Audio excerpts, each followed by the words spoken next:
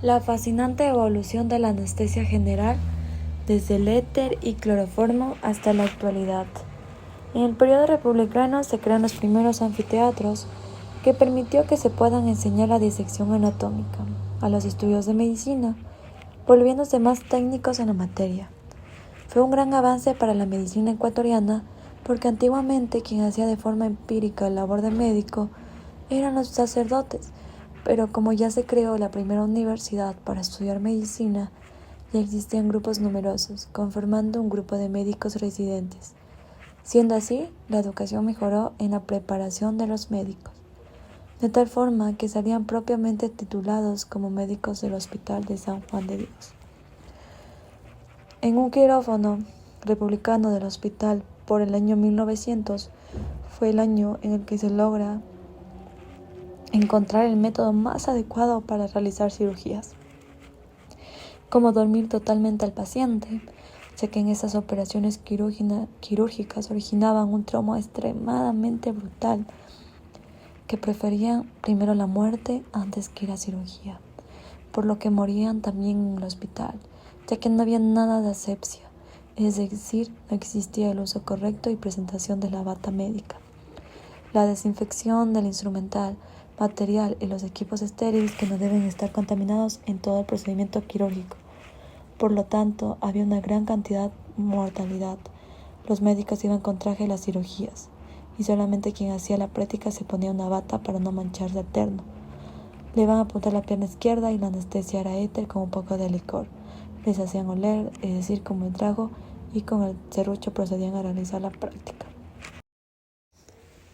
Para eso, desde mucho antes, las personas han buscado estas formas de anestesiar al paciente para evitar el dolor en las intervenciones quirúrgicas, por lo que también procedían a dormir al paciente con alcohol o el contacto físico, como un golpe en la cabeza, un pequeño estrangulamiento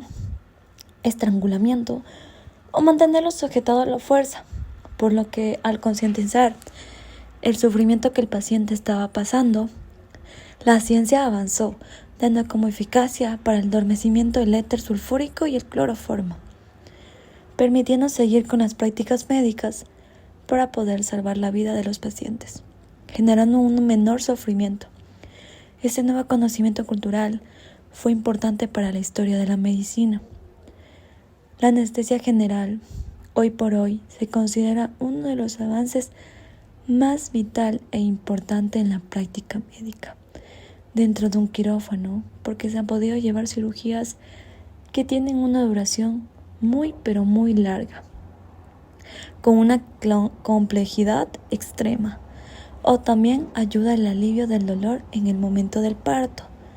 Como también existen personas que no desean ser anestesiadas. Para esto se debe tener claro que el trabajo en equipo es fundamental para llevar a cabo el proceso quirúrgico.